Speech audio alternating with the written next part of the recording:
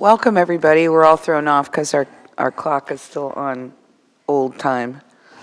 I said, oh boy, I'm here early. I knew that wasn't true. Yeah, you're never here early. Not this early. Anyway, good morning and welcome to our March 19th City Commission work session. I'll call this meeting to order. And if you'll join me, Jennifer will lead us in the Pledge of Allegiance. I pledge allegiance to the flag of the United States of America and to the republic for which it stands, one nation, under God, indivisible, with liberty and justice for all.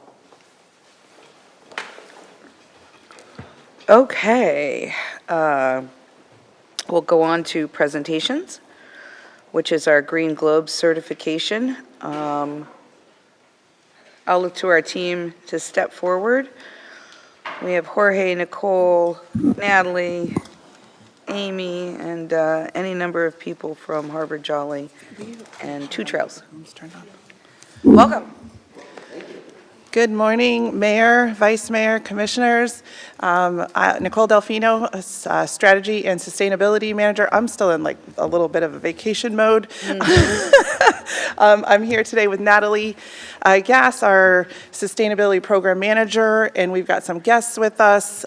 Amy Bradlow from Harvard Jolly, Tim Feaster, who we worked very closely with throughout the project, and then also Josh Kane and Drew Smith from Two Trails, who are our certifying body for the Green Globe certification.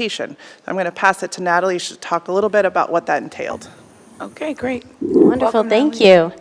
So we are very excited that our new City Hall here has achieved 3 Green Globes through this process. Our new City Hall exemplifies sustainability and resilience for the community. City staff and construction teams used key principles in the design and construction phases of this project to achieve set goals. And I just want to talk a little bit about some of those details because it's really, really awesome. So built features include energy efficiency, solar panels, electric vehicle charging stations, water reduction, and use of sustainable building materials. The building was developed with energy efficiency in mind, from design features, efficient products and appliances, automatic lights, daylighting, and HVAC systems. The energy performance calculator indicates a 47% energy reduction due to these features and intentional design. The roof is fitted with 308 solar panels that were designed and installed to further the city's clean energy goals. 4 electric charging stations were installed on the north end of the property for public and internal use. A 25% water reduction will be seen through the use of water-saving fixtures, and sustainable building materials were selected for inside and outside of the property. The facility was designed with resilience in mind. City Hall was built to withstand a Category 3 hurricane and allow staff to better serve our community in the event of a damaging storm. Natural features include grand live oak preservation, bird-friendly windows, 98% native landscaping, 100% Florida-friendly, low drip irrigation for our landscaping as well. And then other features include bike racks, showers, recycling bins, and water refill stations. Capped lighting fixtures in the parking lot were selected to reduce light pollution, and the building itself houses staff from 5 buildings, creating improved workflow efficiency and reduced emissions from less vehicle trips for meetings. For these efforts of intentional and sustainable design, Dunedin City Hall has been awarded the 3 Green Globe certification through the Green Building Initiative, and we are really excited to present this to our commission and to our community. Thank you. Thank you. I don't know if anyone else wants to say a few words. Amy Bradley with Harvard Jolly. Just wanted to say how much we enjoyed working with all of you on this project and how exciting it was for us to be able to get such a high level of certification. We really applaud the city's commitment to sustainability, and it's been a very exciting process. Josh, Drew? Thank you again. I'll ditto Amy's comments and just say that from the Two Trails team, we really appreciate being part of the project. We really enjoyed your goals and initiatives, and something to be really proud of. It's very few projects that we are able to get the 3 globes on, and so it's something that definitely is well done. Thank you very much. Jennifer, would you like to go down there and accept that? I'd like Natalie to step forward. Well, you go, because, girl, you guys are the detail women. I think you guys are the appropriate people to accept that award. I was like, Jorge, I put him on the agenda, but he came in late.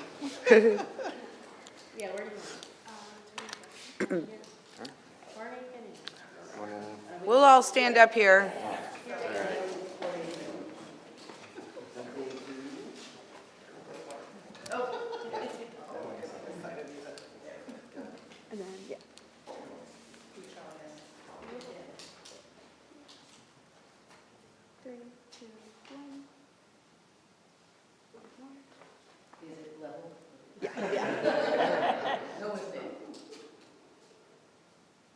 Got it, thank you. Yay, congratulations.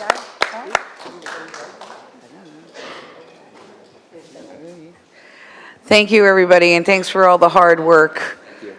Really appreciate it. Thank you, Natalie and Nicole.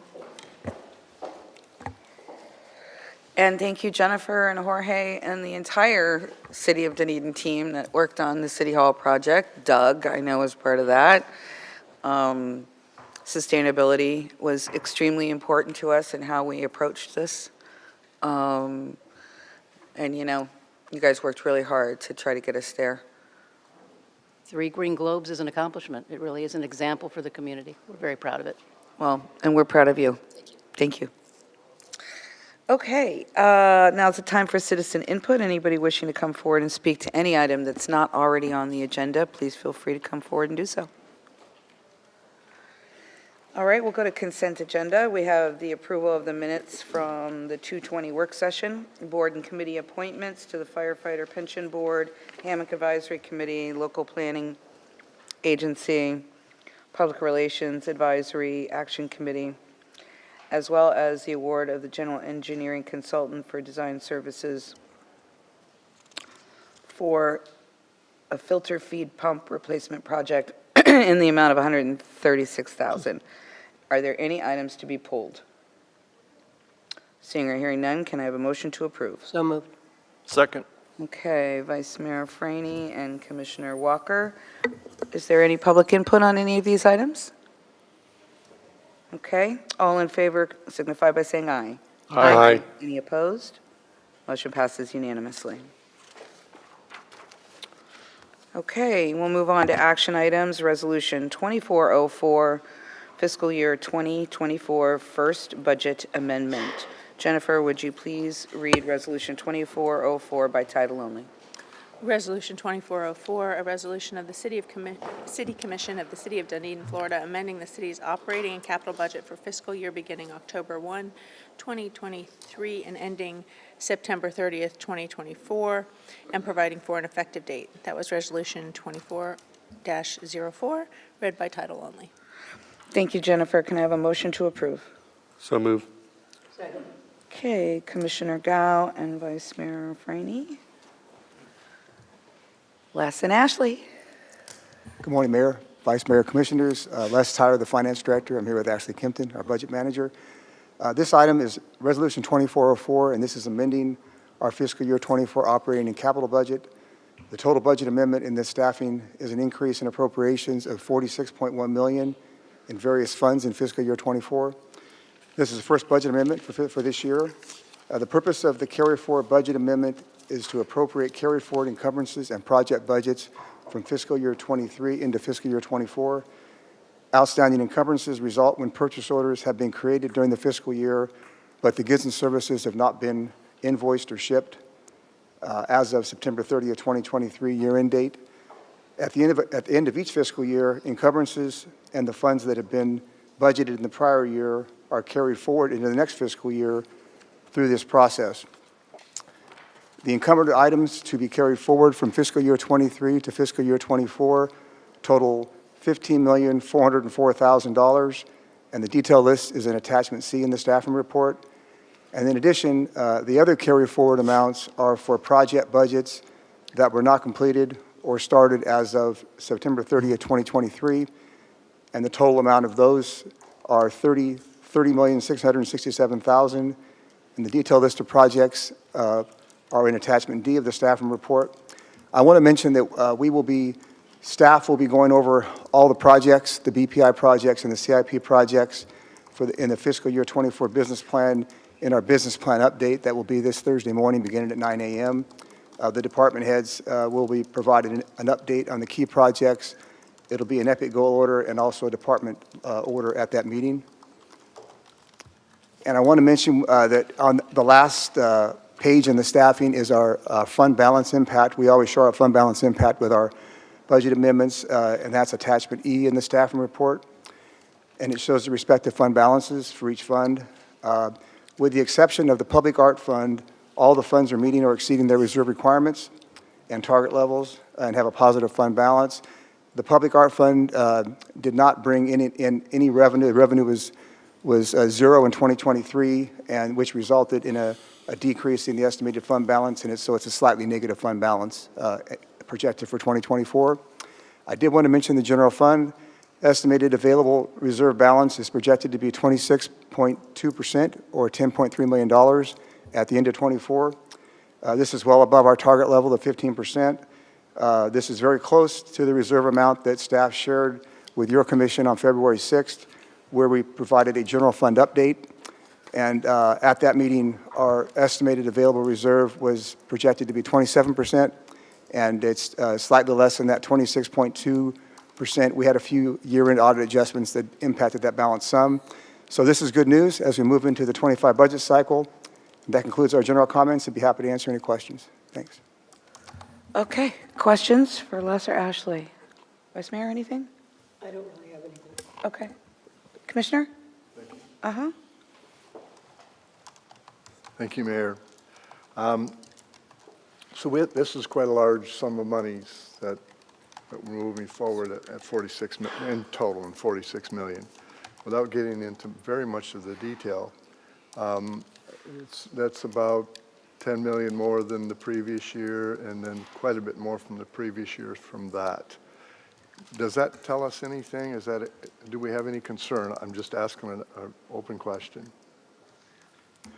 It is a larger carrier forward than last year. Last year's was 36.4 million, I think it was. So this one's about 9 million more. You're right.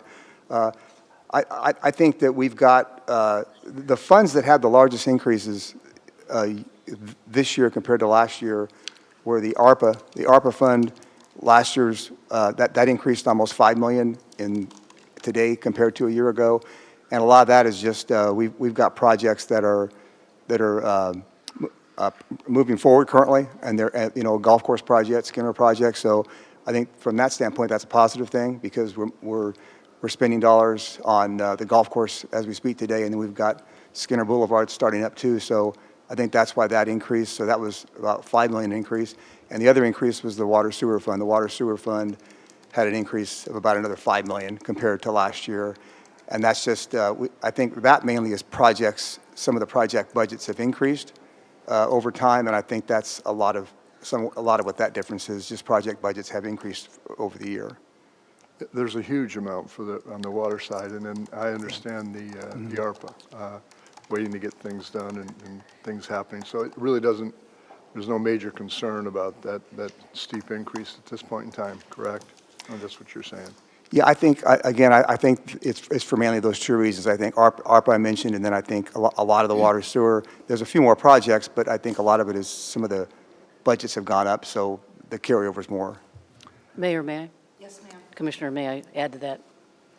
I think that the large carry forward is indicative of a staff at capacity. As we enter into our budget cycle and go into our first budget meeting, we're having a business plan meeting on Thursday, and then the budget workshops thereafter. We're not looking to add any capital projects to our current work plan.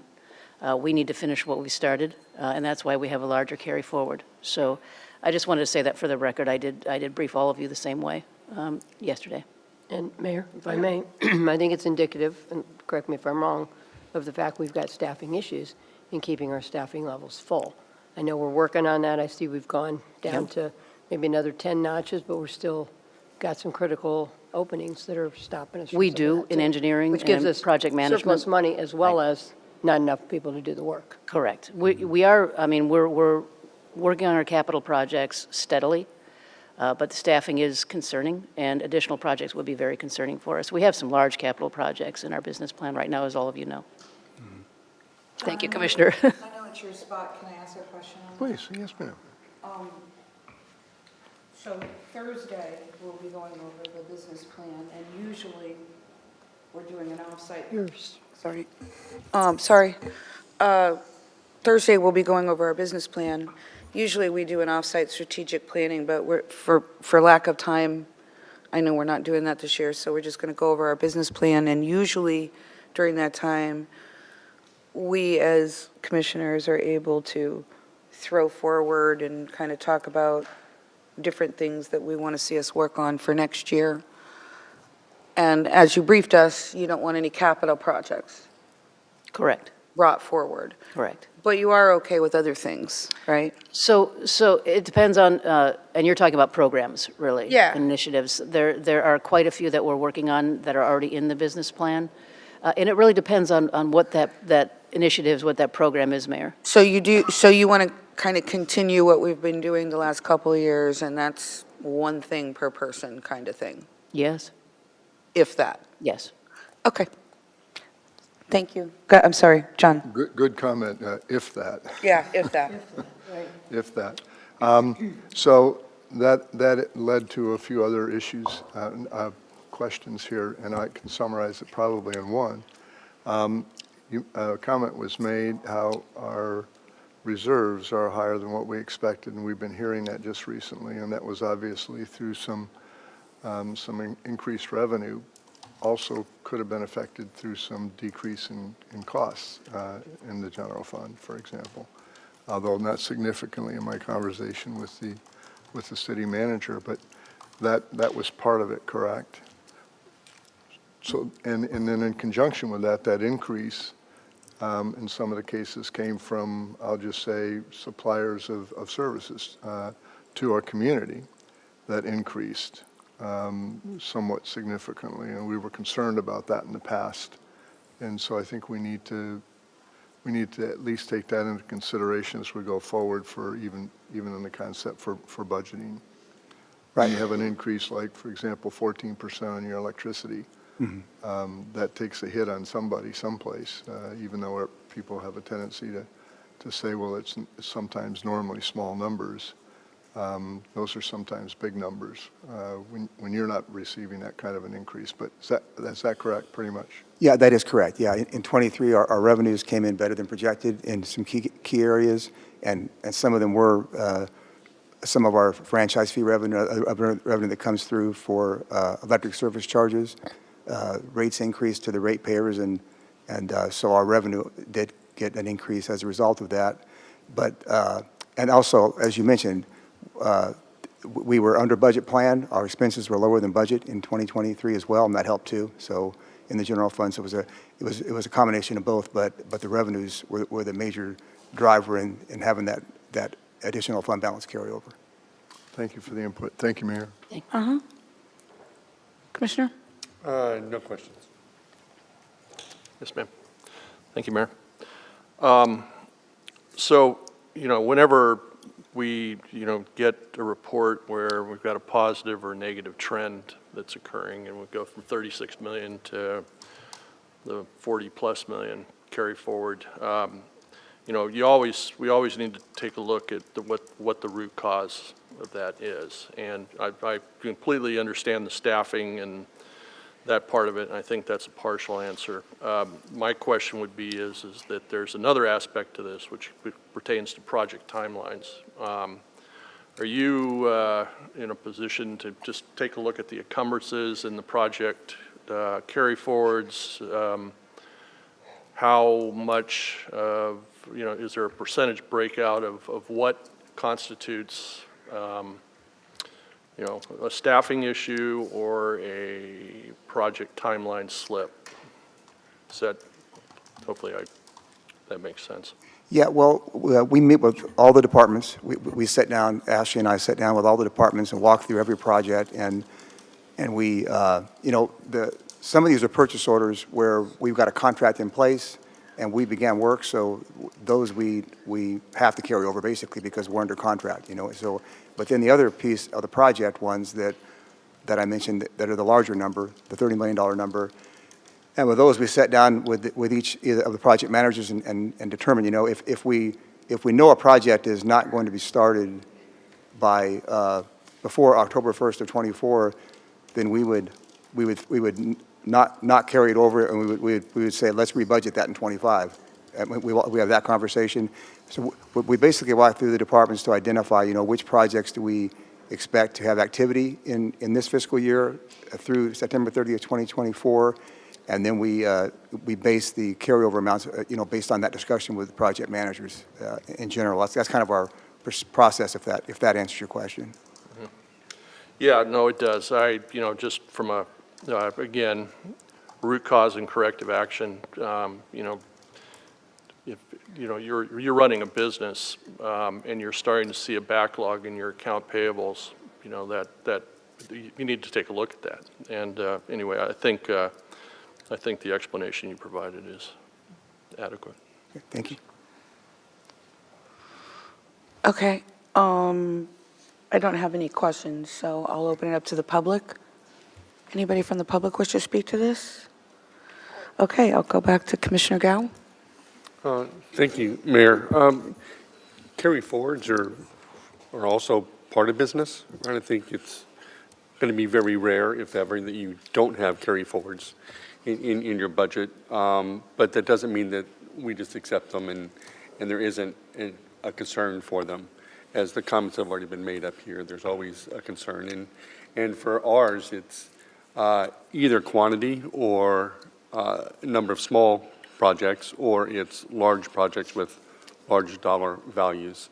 And so that can fluctuate. So increasing trend lines and stuff, that's for me, that's hard to manage because it just depends on the project.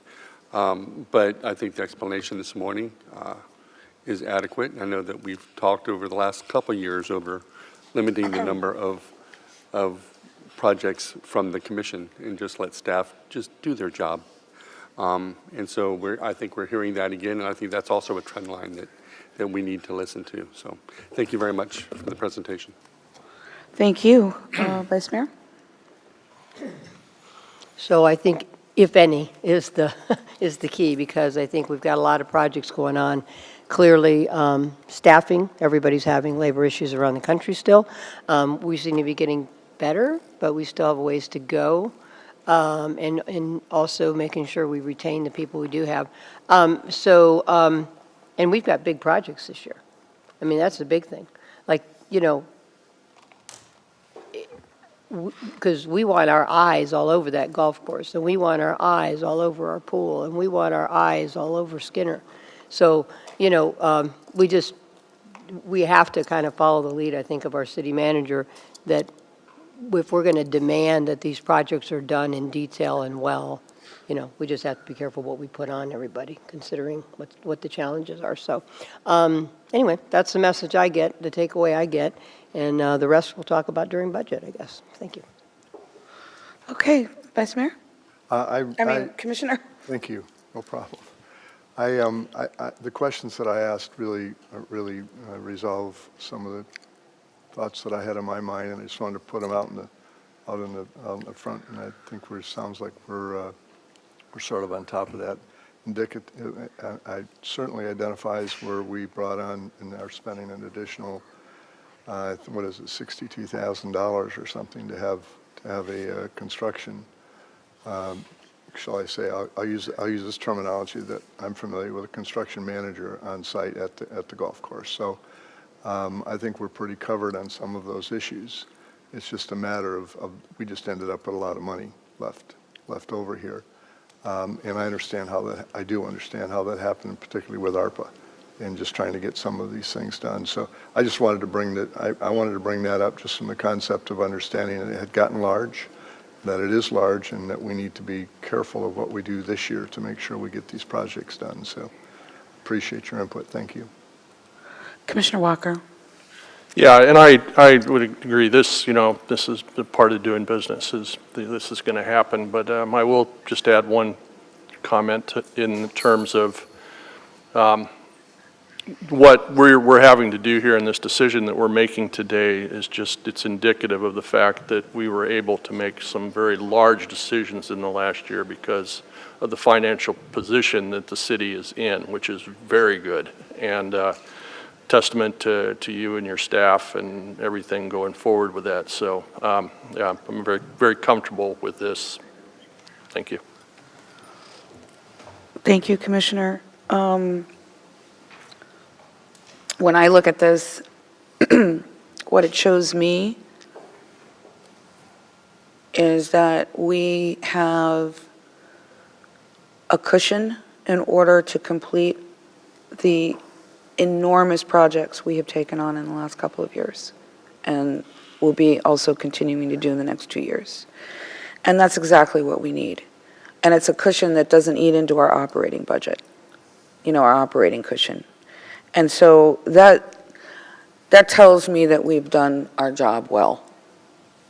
It really does. That each and every one of our departments have done their job well. We haven't seen the design and the cost out of the parking garage. And even though we know we have money put aside for that, we know it's going to be more. All three of the other projects have come in more than we thought. There are also other things that we had on the list, Wi-Fi in different locations, especially the downtown, that we haven't been able to fund. So there's just any number of things, but having that cushion for our capital projects is just smart planning, smart budgeting, and good job to everybody. So it doesn't concern me at all. Okay, roll call vote, please. Commissioner Walker? Aye. Commissioner Tornga? Aye. Vice Mayor Freeney? Aye. Commissioner Gao? Aye. Mayor Brzezowski? Aye, and that motion passes unanimously. Thank you. Good job, everybody. Okay, and then we have the proposed agenda for April 2nd. Yes, ma'am. Mayor, I've been asked by the department to postpone, since it has not approved yet, but just basically take off this proposed agenda, item 3A, Resolution 2407, and it looks like they're going to bring it back on the April 16th, but they're just not getting the response they needed from one. Is that the pavement? No, yes, the pavement memorandum of agreement. Yep. Yes. Okay. Okay. Move approval. She said like Second. 100,000 Okay, Vice over Mayor 100,000. I can look. and Commissioner Gao. I do too. All right. All in favor signify by saying aye. Aye. Any opposed? Motion passes unanimously. All right, and then we'll move on to the citizen survey preview. Nicole? I'll look right now. Are you looking?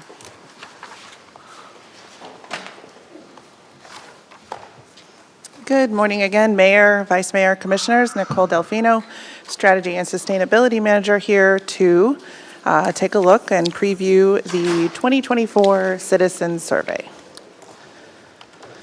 So we will get started. Today we're going to take a look or review the consultant's qualifications and then the actual survey instrument itself, as well as our communication plan and our timeline. Sorry, I've got a lot of papers here. I'm just getting organized. All right, so for this year, we have selected Dr. Stephen Neely of Forward Analytics.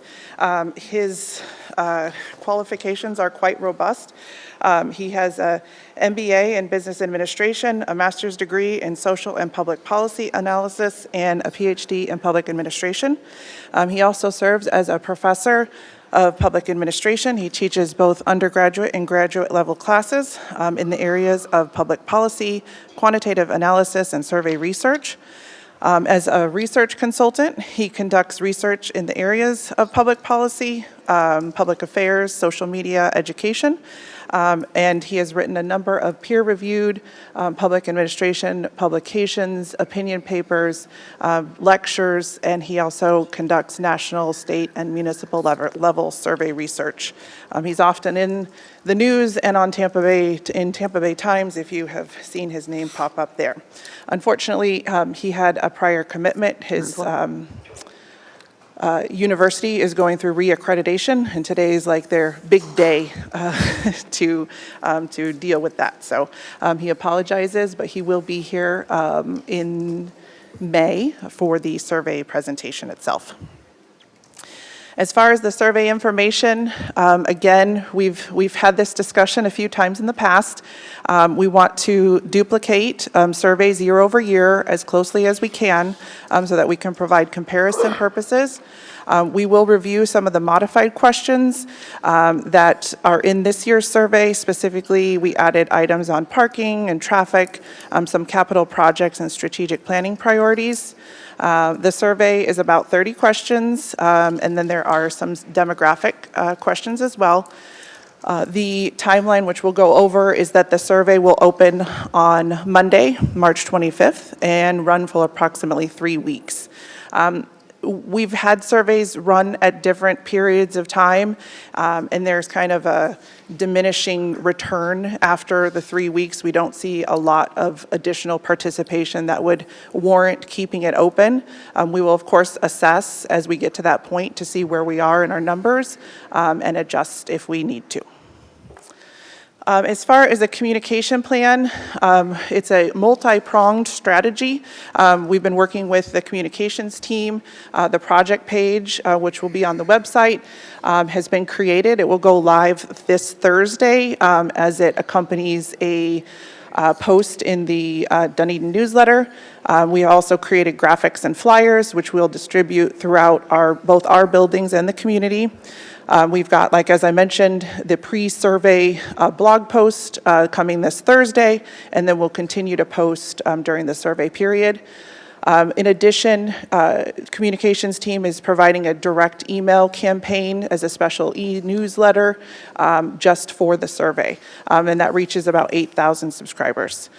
We also have several community email list distributions we will use. Of course, we have social media. And then I will work with several organizations, our social organizations, our boards and committees, our local schools. And then another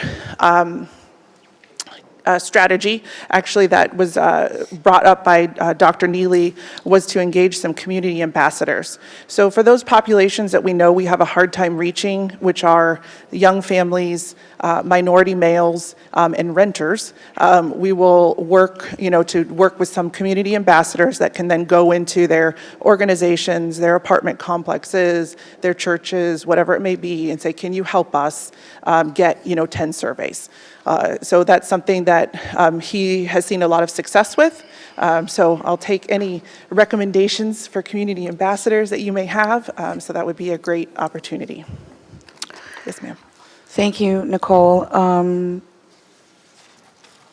Vice Mayor, I'm going to turn it over to you. I'm going to go grab a cup of coffee, so you'll be in Okay. control of the meeting too for Try a to take minute. the time you need. Okay. Well, I guess my big question, and I didn't realize when I was talking about it with Jennifer, that we've changed who we're using.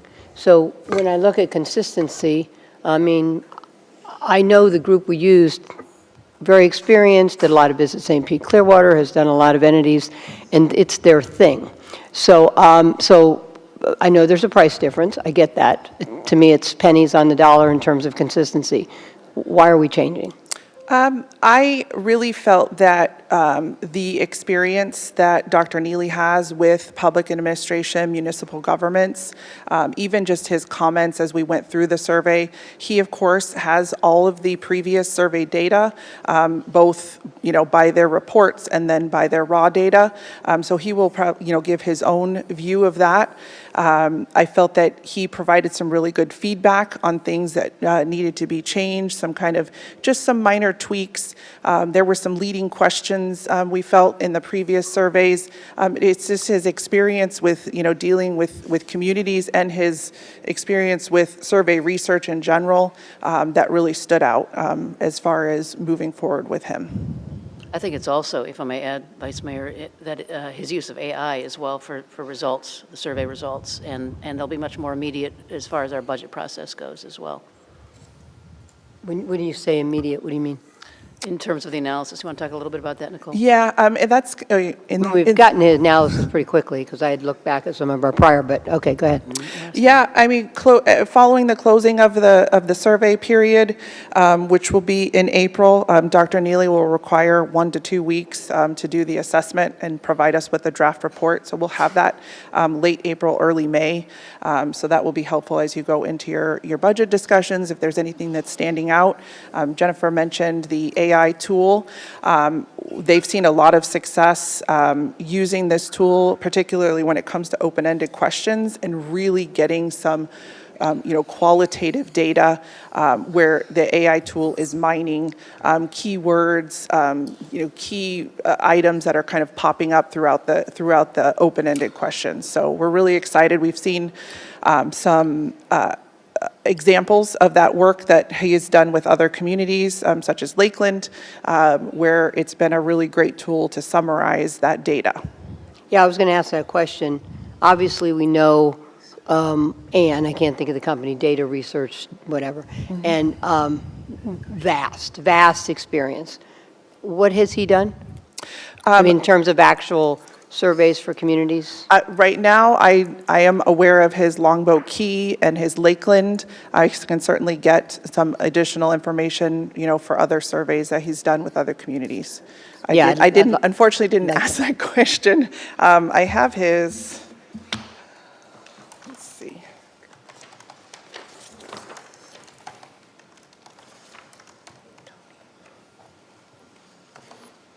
Yeah, I will have to get that and then just email it forward. Everything that's listed here is academic conferences in his publications. Okay, yeah, if you could get that to me. What is the comparison between how he is going to distribute and collect in a statistically significant way? Because, of course, we put it out to the world, we get it back. Again, how do we avoid duplication for everybody in the world that's going to do it? But how do we make sure we have the database of the statistically significant group that gets contacted multiple times, that we try to make sure we have that? How will that compare to the old company? The old company had a paid mailing list or email list. That is typically seen a little bit more with marketing than with survey research. So that will differ. So this distribution is going to be primarily handled through, as I mentioned, our communication strategy, all listed here. And then also working with Dr. Neely as as the survey progresses to see where are there gaps in those categories. So obviously we have our census data, and we want to make sure that we're filling those gaps. We talked about that a lot in the last 2 surveys, kind of how we compared with census data. We know we're high in the older female category, and so we really want to make sure that using those community ambassadors, that group sharing, is really the method to kind of reach those other populations. And that's not going to be done by a direct email list. That's going to be my boots on the ground, going, into the schools, working with community ambassadors, finding people that are in minority organizations, in churches, and, asking them for help to help fill those gaps. So Nicole, I don't know, and again, I'm not an expert on this.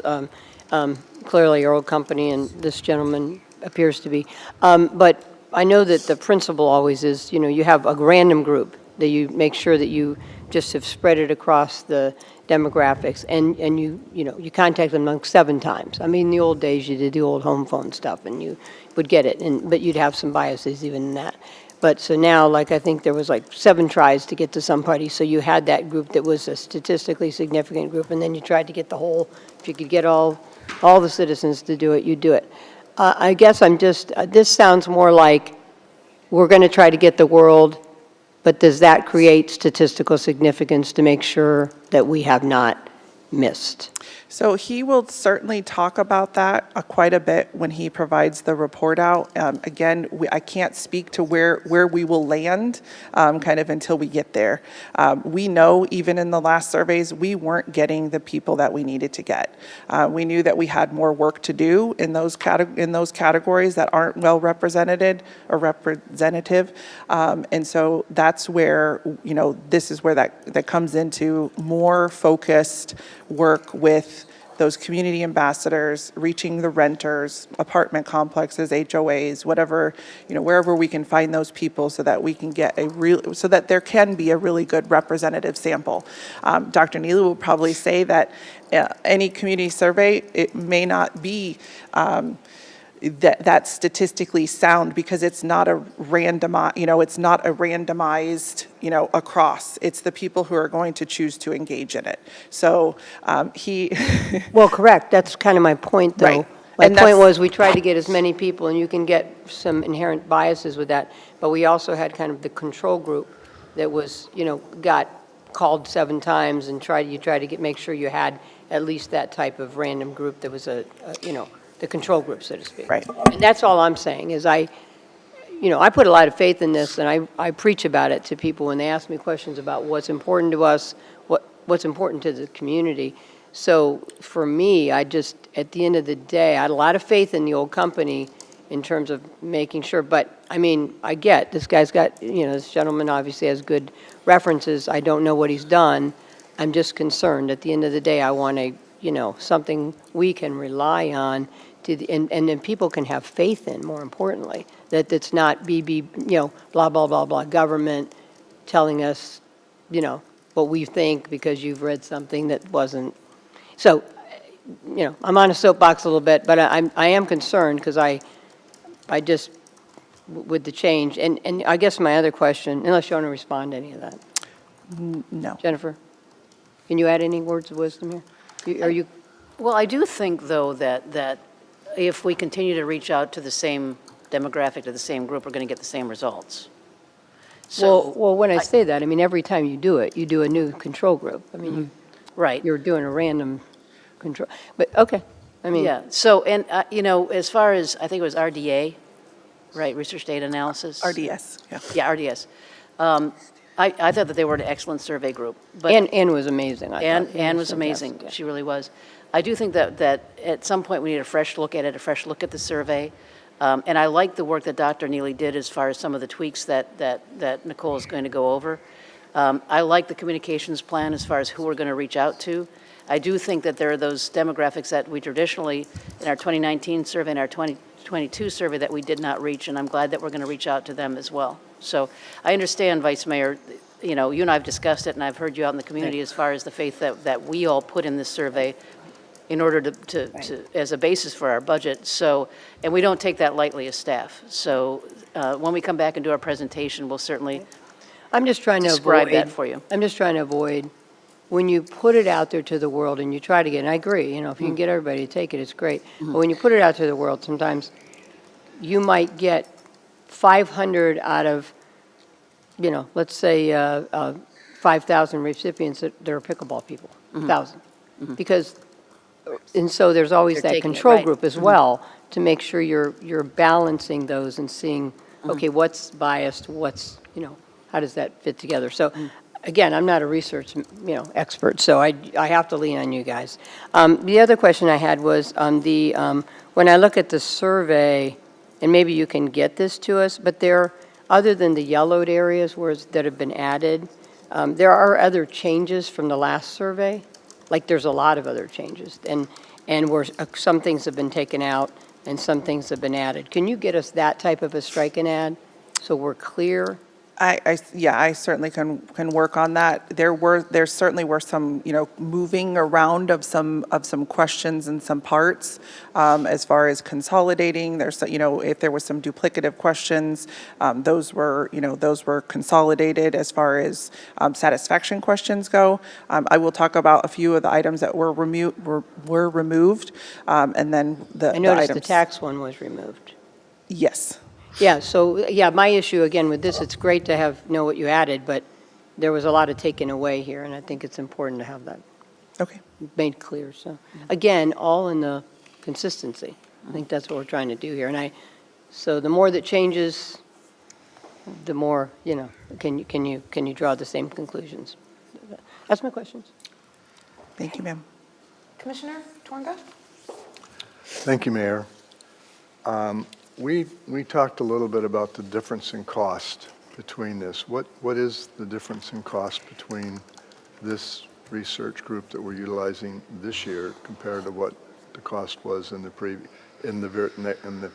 previous survey? The previous RDS had charged, I believe, around $11,000 to $12,000 for the survey, and Dr. Neely's quote was for $6,000. At 7,000? 6,000. 6,000.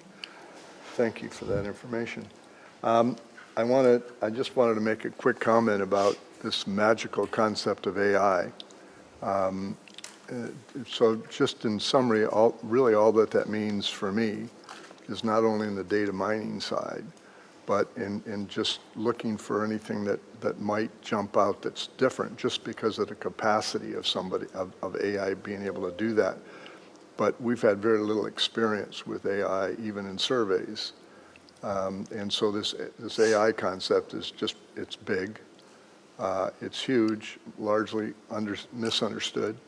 And so it's just something that's there that can be used to help us. And almost everybody is now, I have friends that are writing letters using AI. So I just want to make sure that we don't say that that's the magical issue here. I am interested in sort of statistical information, and when you get into that, you always have to make sure that how you receive that. And I've talked with the previous group about that. Was not real happy, simply because I know so many people that weren't involved in the survey, but we know what's going to come out of the survey, and we know what came out of the other surveys. We know some of the bad things that are going to occur. We know that traffic is an issue. We know that. We know that parking is an issue, and when they're talking about parking, they're talking about a specific area for parking usually. But parking is pretty common in all common areas after you get all built out, and we are pretty much built out. So I want to raise a question and a concern that as we listen to the results of this, this is, in my opinion, and I've stated this before, is not what I'm considering how you run a city. You don't run a city certainly based on a survey like this. The previous person that did this claimed that she had done the testing regarding some statistical tests to ensure that it was properly done, et cetera. The randomness of it. We can see we don't have randomness when we have, and I'm concerned about the words of community ambassador, because I've got another word that goes with that in the community organizer. So you've brought those things out, and I don't know if you want to comment on some of them. I'm throwing a whole bunch at you. And then I'll make comments later, so those are some of the questions and concerns that I have. And I allow you to perhaps respond to that, and then I can make comments. The focus that I'm immediately concerned about, and that is this community organizer or community ambassador or whatever you wish to call them. Sure. If I can, I'll go, I would like to go back to the AI. One of the things we talked with Dr. Neely quite a bit, he actually asked our permission to be able to use that as a tool to accompany his assessment. That was one of the things I actually really liked about his presentation, was that for the open-ended questions, he's going to perform his own analysis. So I think in years past, we didn't have quite as much analysis on the open-ended. It was some generalizations, some keywords that were, in a word cloud. This is going to allow us, he's going to drill into those open-ended. So he will do his own assessment where he codes each comment, which I'm glad it's him and not me, based on, whatever category or keyword phrase that is happening there. So he'll provide a really robust assessment. He'll then use that as a comparison against the AI. So what he's seen as he's done this in the past is that they are aligning very closely. So the key themes that he's identified as he's doing his review are the same that the AI is producing. So we'll basically have both his survey research expertise in doing the analysis, and then comparing it with what AI is producing. So I did want to kind of make that clear. It is not solely AI driven as far as the analysis on the open-ended questions. You mentioned parking. One of the recommendations that Dr. Neely made in reviewing the survey is that because we do this every other year, we have the opportunity to maybe take a hot topic and drill down to it, ask some more detailed questions, which is kind of what we did this year when it comes to parking and traffic. So we asked, how people, and rolling into multimodal and different transportation options. When is that satisfaction? When are they satisfied or dissatisfied throughout the day, at different times, during different times? So we can really understand where the pinch points are. And then also asking about their familiarity with the multimodal options that are available to them or public transportation. If we find that they're not, aware of X, Y, or Z, then we know that we can kind of tailor some of our future communications to enhance that. And then the other question, which is in that series on parking traffic, is kind of tell us why. Tell us why you are not using this. And then again, that's where he will use that combination of his own assessment and then with the AI so that we could really get some valuable data. Why aren't they using it? Is it the service? Is it the time? Is it the place? That sort of thing. So I think we're going to see a lot more valuable information that we're going to get out of this survey than I think we've maybe seen in the past. So I'm very excited about the possibility of some of those questions as we've presented them. The community organizer or ambassador, again, that was a recommendation from Dr. Neely. It was something that I had considered in years past because really the purpose of engaging those folks is to fill the gaps of those people we are not reaching. So we know that minority males, Hispanic and Black young males, don't typically respond to a survey. They are just harder to reach. So if we can work with a church or a school that has a higher, Hispanic population, then we can say, hey, can you help us get these 5 surveys? Again, the population percentage is fairly small, but that way we can help kind of evenly distribute how those surveys are representative of the population. So that's where we're really going to try to drive, filling those gaps and reaching those people that we haven't in the past. I hope that answered all your questions. So far. Okay. There's 2 other big things for me. Number one is, and I discussed this a little bit with the city manager previously, and that is of not having a whole bunch of open-ended at the end. We've had before such a list, and we have no capacity to understand really what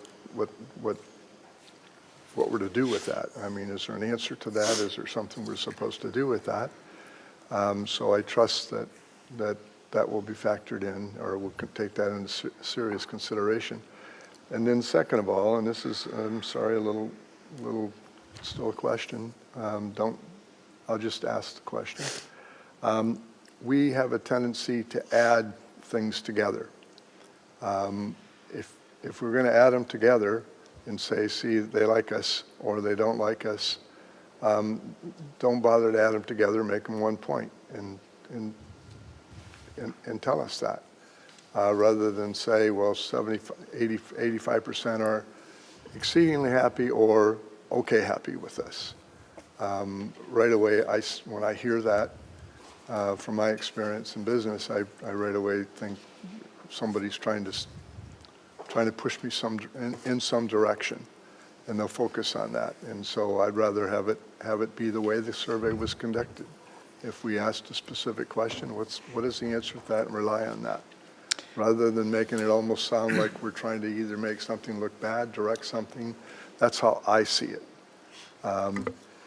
Keep in mind that as I'm asking these questions and asking you to respond to both of those points, one of my jobs is to represent all of the entire community here, which means everything from residents to business owners or stakeholders. We don't like to use that word all the time, but everybody that's here.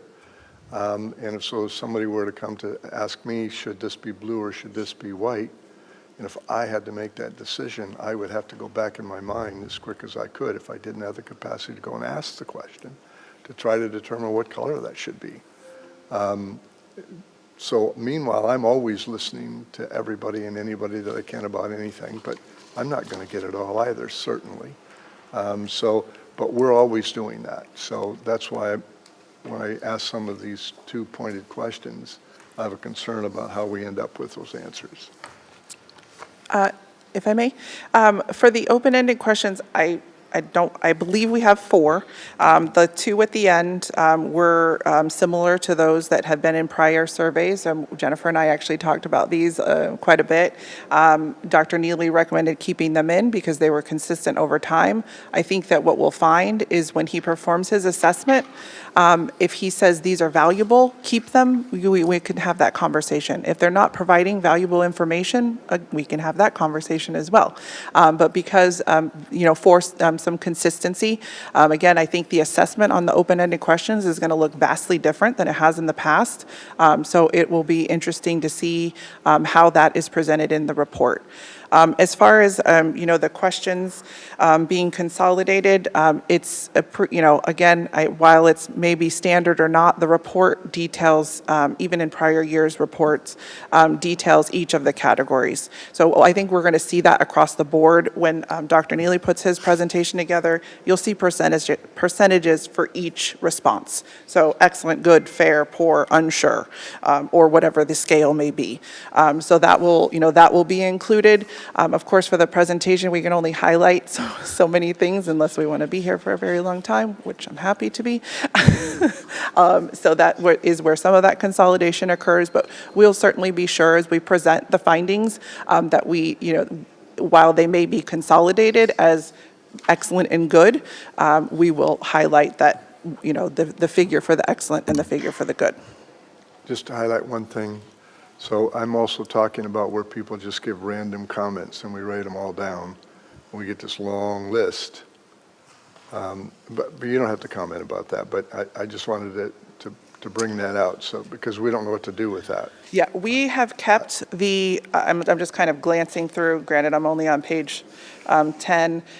We have kept the kind of other, fill in the blank on each question is fairly unpresent. It's answer these questions about this topic. And then the 4 open-ended questions are where, I think that there's one on infrastructure. Tell us, what you feel, is the strength or weakness of infrastructure. Then we've got the public transportation open-ended, and then the 2 at the end. Thank you. Mm-hmm. You did away with the big one at the end that said, anything else on your mind?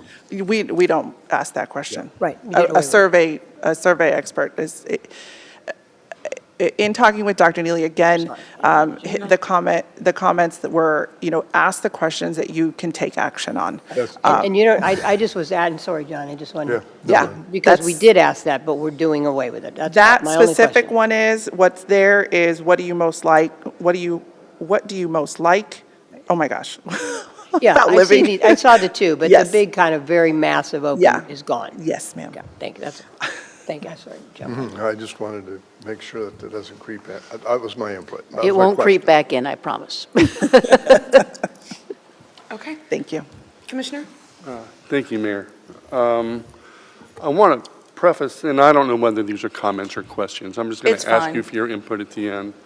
I want to preface this by saying I understand that you can't have a survey that goes on for 200 questions.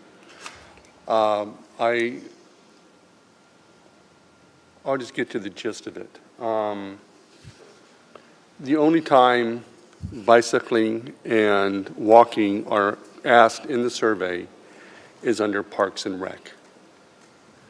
And so, to me, it psychologically, it biases people toward bicycling is recreation, walking is recreation, and not forms of transportation. And so I'm just pointing that out from my frame of reference. I know that we have a multimodal master plan. I know that we've done a multimodal survey, but I consider cars part of that multimodal plan. And again, bicycling is only mentioned here under Parks and Rec. Having said that, there are several questions about how they feel about the ability to drive their car, whether those are questions in reference to traffic, congestion, parking, but no mention of bicycling or walking or any other forms of transportation in there. Question 17.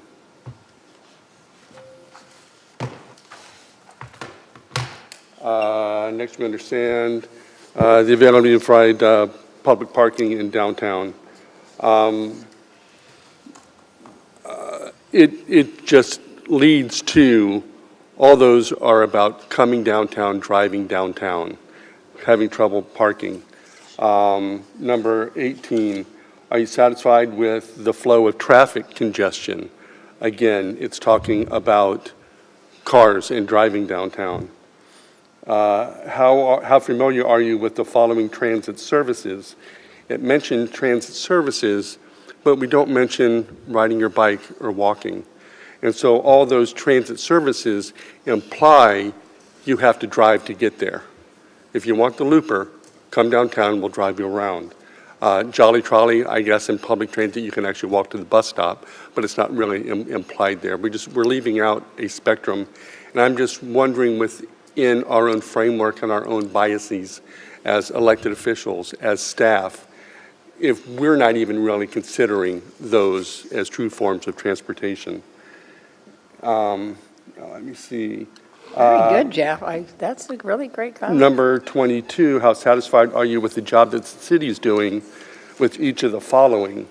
And it doesn't mention multimodal transportation as one of those.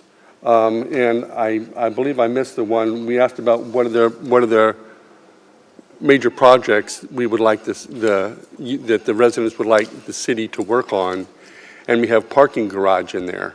So we have just planted these ideas in the residents' head, drive. Of course we need a parking garage. And so I think we're driving them to a certain answer. So, And I don't know what we would do with, that's what I read into this. I don't know what you want to do with it. It's just that I think it's misleading, and we're going to get answers that we already know the answers to. So in regards to the question 25 about the projects, there is expanded public transportation options as an option in addition to the parking garage. And then there's also transportation improvements. Obviously, we specifically mentioned bell trees, but we certainly can even strike that specific language off. And that is true, but you've already led them through the path of car problem, yes, it's a priority for us to have a parking garage. So, and I will let you know that these responses will be randomized for every survey taker. So they're not going to get the list in any certain order. So there will be no, they're not going to check, they could check the first ones, but it's not ever going to look the same when somebody takes it. So that there will be randomization when it comes to how they see the responses. So that will help with some of that bias. I certainly again, we Not try to. trying to put you No, on the defense, No, Nicole. I'm really not. We try to cover everything. I actually really like the multimodal transportation to add to question 22. So we will make that change. I told Dr. Neely we'd probably have a few edits. And then, again, when it comes to the parking, it was to, drill down to a big problem.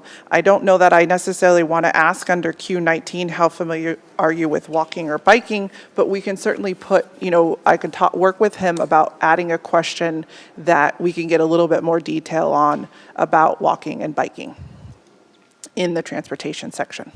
Fantastic. And I also want to understand that this isn't a transportation survey, right? It's all-encompassing, and I don't want to make it about it, but that is what I read into it. Well, thank A you. number of questions focus in that direction. So, We appreciate thank the you feedback. very much. Can I just make one comment to that? Yeah. I think it's very insightful, what you just said, and I think that because it appears that, part of what we're doing is drilling down into a couple issues, and their transportation issues and their parking issues. So, it's kind of well taken, your insight. You don't want to drive it in a certain direction. You want to make sure you're covering all the sides of it, so, thank you. Commissioner Walker?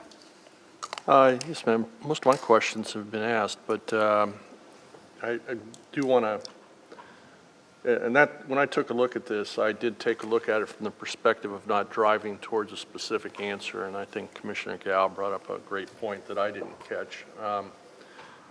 But my question really pertains to how are we defining statistically significant? Unfortunately, I don't think I can answer that question for you until we have the results of the demographics. So what we'll do is we will compare our census data to the responses in the survey, which is why demographic questions are asked. So we kind of provide that, little brief, please respond to these demographic questions so we can understand we're getting a good representation of the population. When we looked at years past, again, we trended towards, again, the 50 to, 65, certainly higher with women than with men. But we'll look at that data as a comparison to our census when we present it.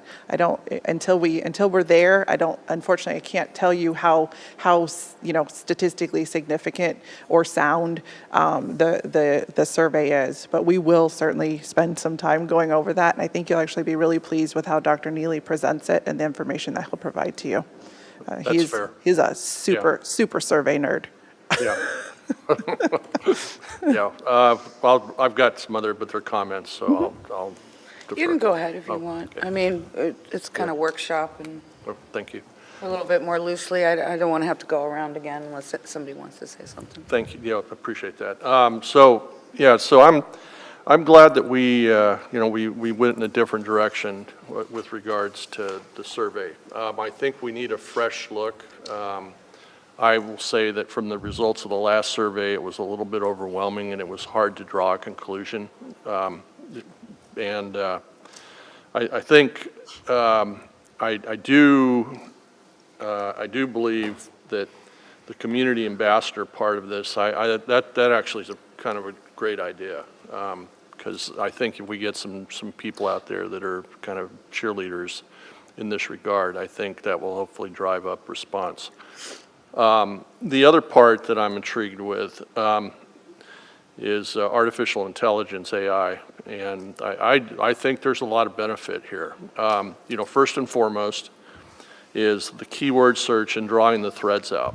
And then you've answered the question, because the concern there, obviously, you can get the trends, you can get the conclusions that AI, but you still need a validation and verification, which apparently Dr. Neely is going to provide. He's going to draw his conclusions, he's going to compare those against AI, and I think there will be a lot of benefit associated with that. Back to the survey itself, and I think you mentioned this too, is the generation of the questions. I think there's an opportunity here to use AI. If you put in keywords for the things that you want to ask, and I know we're here to approve the content of this today, I get that, but I would just say, maybe offer up some sort of suggestion is let's take a look at what kind of questions get posed as a result of input into artificial intelligence. I think you may actually, you might actually see some positive results out of that. But you've obviously gone to a lot of work to get this content laying flat as it is. And so with that said, I think that basically concludes my comments, and I greatly appreciate the presentation. This is exciting. Thank you, Commissioner Walker. Thank you, Commissioner Walker. Just a couple of things. You may have said it and I missed it. But on page 7 and 8, where we have the code compliance added, we want to remove the officers. You may have said it, I don't know. I just wanted to make sure we address that. Okay. Keep code compliance, but remove the word officers, because we're not asking about our firemen or our Right. police officers, so. I'd rather have a comment on the division as a whole and not the officers themselves. Right. So page 19,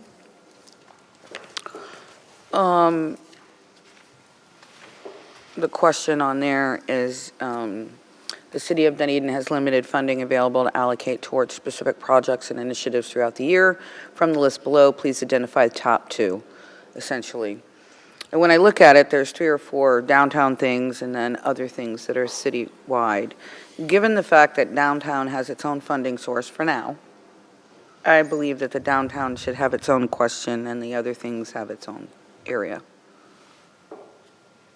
Because, I mean, you wouldn't not do a downtown project, because it has its own funding source.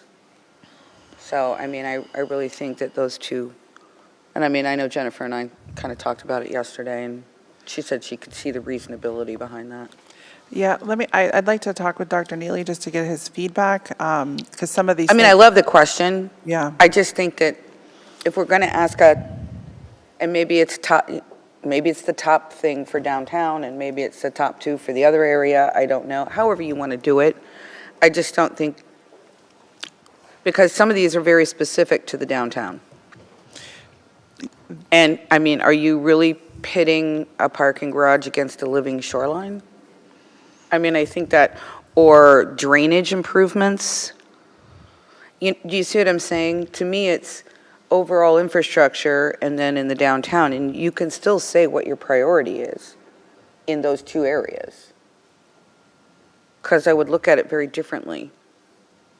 So, Okay. I'm just throwing that out. You guys talk about it. I'm not going to tell you how to, but I do think because the downtown has its own funding source, that it's worthwhile having its own question, however that's posed, for ranking or whatever, top projects. Okay. And then the other thing was, every time you remember now since we've been doing this, we always kind of get this, yes, it's social media, but it's email, social media, whatever, where the question is, well, what did we improve from the last one? What was the result of the last one? We always get that. And I wish I could have the exact language of what we get, but I mean, like, what's the status of what we did based on the last one? Mm-hmm. What did we accomplish? Yada, yada, yada.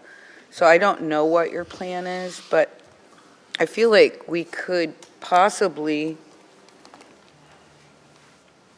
put something very small but concise as to what we achieved with the last survey, and I don't know what that is. I don't know, but just to stop the darn question, it always happens, or at least to address it ahead of time. Obviously, it would need to be very small. Maybe it's in your preliminary piece of the survey for them to read, Yep. I don't know. I just throw it out. I'm not saying it has to be that way. I just feel like we always get the question, why not just address it ahead of time? Right. In a very broad way. And maybe there's a link if they want to go read something further. You know what I'm saying? That's actually what I was thinking. Actually, the link would just be the State of the City address. I like that. So there will be, the part that I have to fill in is this. Right, I saw that. Placeholder for Right, introduction. and that, I saw that, and that's why that's why I'm bringing it forward, because it's just something I just, every 3 years, we're answering that question. What'd you accomplish from the last one? Right. What was the result of the last, there's any number of questions that we get, and, I think there's a lot that we can direct people to in addition to the State of the City. Obviously, Sue's been building a really robust project page. That's a lot of what, has come out of the surveys in the past, are all of those projects. So we can add that in addition to, the previous results are posted on the website. So they, certainly can, we can direct that as well. I think understanding in a really concise bullet point format of, like what you just said. You just said the website pages are a direct result of the survey comments that we got. If we could have a bullet point list of those things that you can point directly, I think that'd make people happy. Put that together. Yeah, because then they see that their communication made a difference. Right, That's what I think they want to see. What happened from the last one? What did you do? right. More pickleball. Yeah. Say what? More pickleball. Pickleball. Just put it Yeah, together. We got that. exactly. We got that. Exactly, and if you can, Well, additional CPOs for traffic and on and on. right, so I mean, to me, I think, even if it's from the last several, Sure. changed building development codes, because you're going to hear overdevelopment. I mean, I think a bullet point list or something easy to read, and I think it might encourage them to take the next one, Sure. to see it's making a difference, because that's just always the question. What did we do? What difference did it make? Oh, they never listen. You see those guys. Right. And we can follow that up as well with, I'll work with Sue with a blog post that, will be in the newsletter. We did them in the past, what did we do? How did we address it? There was a, Right. kind of a graph on there. So we'll make sure we follow up that communication. Right. So you had also said there weren't any of these open-ended questions, but I do see, what do you like most about Dunedin, and what changes do you think would improve the city? So there should be four So- altogether, So but, those two, yeah. that's Right. where everybody's going to put all that. It's not really the open-ended, tell us what else is on your mind type of a question. Right, it's more different. Directed. Okay. Thank you. All right, anybody from the public wish to speak? Tom? I don't know why nobody ever stays for this. Thanks, Jorge. Thanks, Jorge. Yeah, Tom stayed. Thank you. All right, I think you've heard the feedback and Yep. kind of know what direction. Thank you for all the hard work. I think it's great that we have a new person looking at it. We'll see. We just keep plugging away. And then the business one will come up at some point, right? Yes, we do it every other year. Yeah. Citizen survey, business survey, citizen survey, business survey. I thought we were doing the citizen survey every 3 years. No, we had an issue during COVID.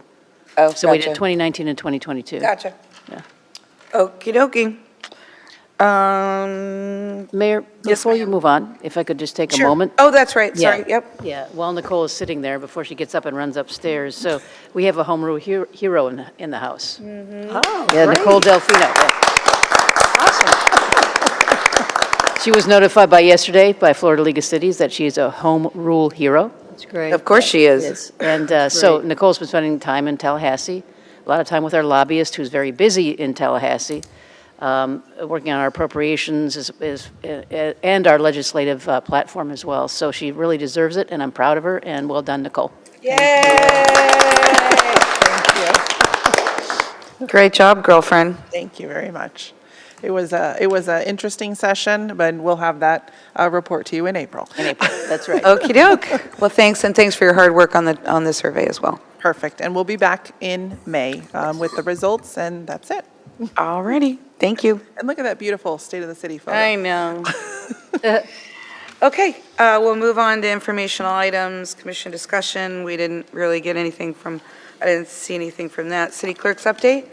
Thank you, Mayor. I don't have anything today. Thank you. Okay, city manager's update. We just have the CM update for March of 2024. It's I've mentioned several times, it's our new format. It's really working. It's about a page and a half per department, and I'm grateful to staff for putting it together. I think it's really descriptive, and that's my update.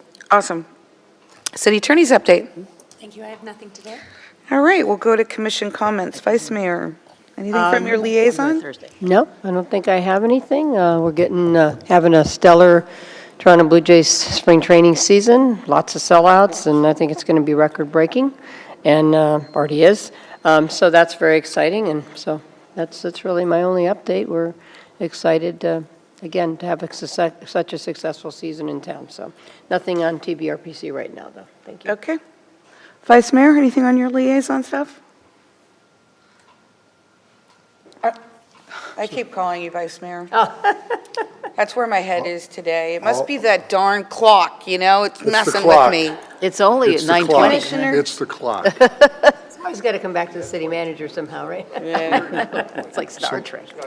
So mine are only fun comments. St. Pat's Day was wild. I got to have a special hat on during that period and got to walk the streets and had fun. It was a great time. Also, I ended up going to a baseball game that was against Detroit with my two brothers that are from Michigan. Aw, I didn't even know you had brothers. Yeah, yes. Awesome. So, nevertheless, I had my little outfit on, and one had his on in full, and the other one was only partly outfitted, shall we say. He was Yeah. fully clothed, but only partly That's good. Good to know, right? And we had a lot of fun talking to the Detroit folks that were there and with our folks that are representing Toronto. Just had a lot of fun with that, so it's cool. Thank you. That's it. That was it.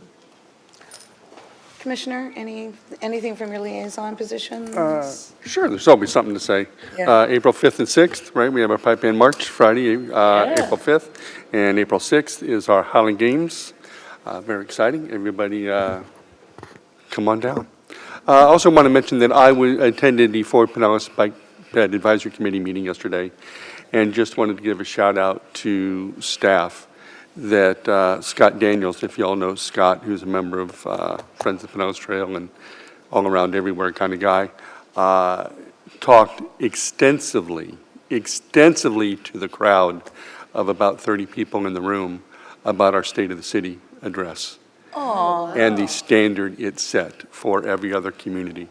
And it was just a lot of pride with me knowing that I was, I'm part of the city, so it's wonderful. So thank you, Scott, for that. You really like that video now. I liked it from day one. I just thought going into it, oh my God, this is insane. But it was well worth it. And yes, Sue, I love the video. It was wonderful, the entire thing. Also, the high school, there's just a lot going on at the high school. It's hard to handle a lot of awards given out. People are going to state getting things. This Friday is a jazz concert at the high school. Come on down, 6 o'clock. It is being put on by the choral musical department, and so that should be a good time. And that's it for today. Thank you. Oh, I'm sorry, just one more thing. Monday is a town hall meeting in St. Pete being hosted by Representative Cheney in reference to that local PSTA bill. And I would like everybody to be there. I understand that we're all busy, but it should be a good conversation. Do we have a thing of our own on Monday? Yeah, we do, but can I add to that? Sure.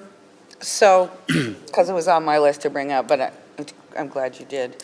The thing that Representative Cheney is doing is in St. Pete Beach, right? And she's protesting or wants to get feedback on a bus lane project that's not in her district, in St. Petersburg, not in St. Pete Beach. So she's holding the town meeting in her district with people that are not in the area. So I think that's important to say. Now, that doesn't mean people from the other district won't come.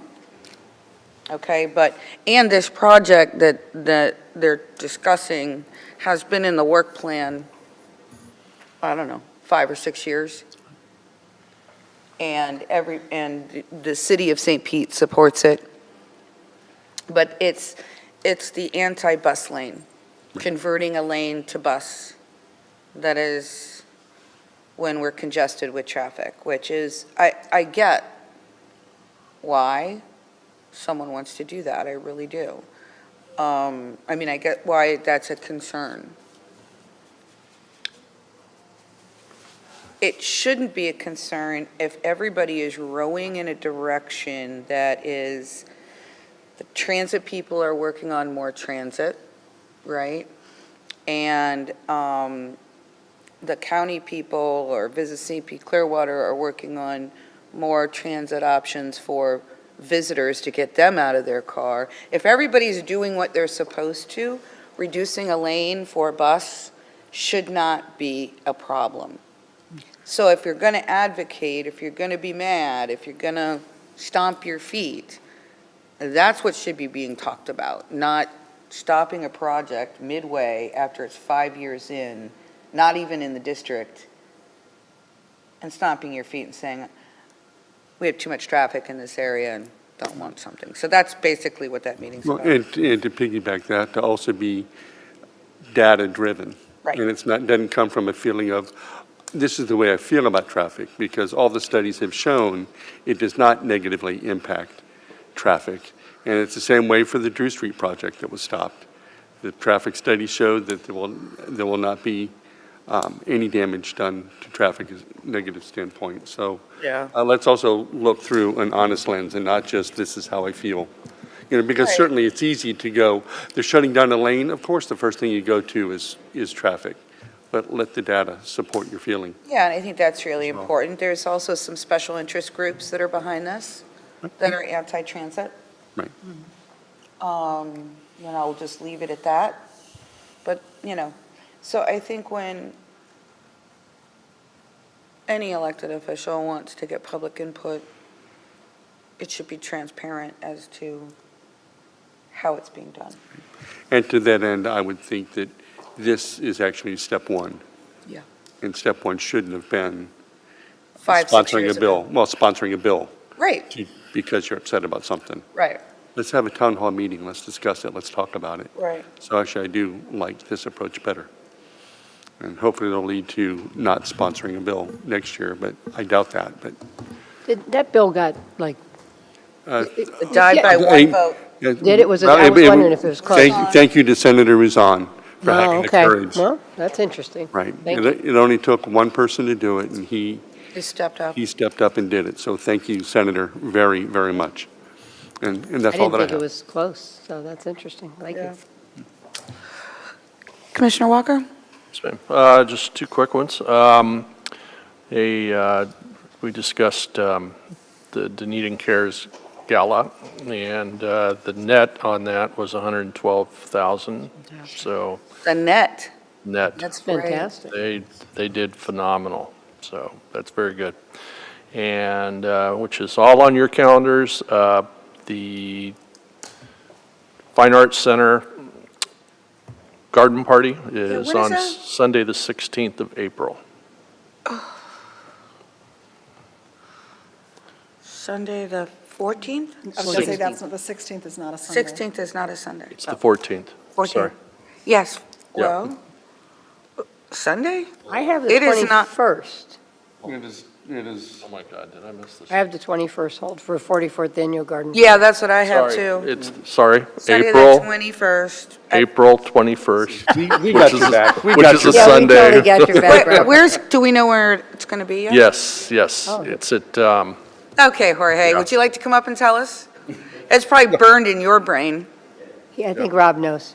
Yeah. I saw you You don't know, picking up okay. and dropping off stuff at the art center the other day, and I was like, that poor thing. He never gets a break. Same Sorry. place it was last year. Which was? Aaron. No? No. Oh, my God, I butchered. Oh, I know who, that's where the, yeah, the wall is in front, and you go back, I'm trying Oh, to think of awesome. it. Yeah, I know where you're at. You know, I'm really glad you're here today. Stay tuned for more details. Yeah. No, it's all right. 2 weeks from now, I'll be much more. Okay. Oh, that's all right. I'm going to butcher mine too, It's probably. going to be here sometime, though. I know they want it here.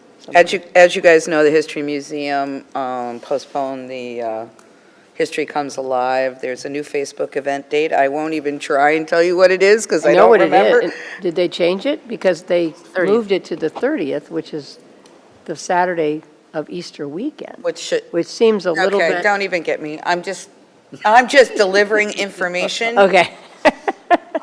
I just think they might want to reconsider, but. I okay, think they I'll should. stay out of it. I felt the same way. I think they should. There should not be a big event on a holiday weekend like Mayor, I that. felt the same way you did. I'm staying out of that one. Yeah. Yeah. I love my History Museum. Yeah, we Well, did. we all do, Yep. but, you know. So, there's a lot going on there that I won't discuss. Fort Pinellas, though, is definitely still working on our ferry, and I just wanted to let you know, they're definitely defending us with DOT and everybody else on the crossing at the trail on our Skinner project.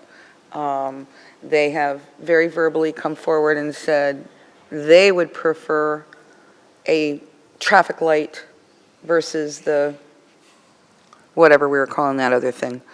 And that they feel it's better to try that out first, and if it's then a problem, then make a change. They don't want to, What are we talking about? Yeah, let's the leave it the way it rapid, is. whatever, what are those things called? Well, but that's Yeah, not- but there was a hawk, the hawk thing. So remember when we were talking about the hawk thing and I got all upset?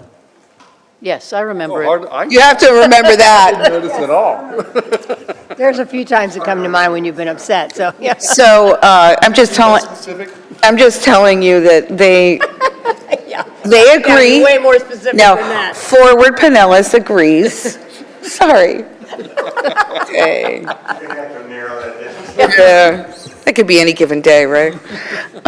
Forward Pinellas agrees, and they've gone several rounds with various agencies on this, and they're committed and have said that they, as the Transportation Planning Agency, support a traffic light there and moving forward with a traffic light rather than trying something new all over again when there's already going to be a new road and a new way of driving. They feel leaving something consistent that people understand is very important. So just keeping you posted on that. That ain't broke, don't fix it. Right. So that's all I know. Okey doke. You actually know more, but Well, I do, but. All right. Anything else for the good of the order? All right. We are adjourned. Thank you.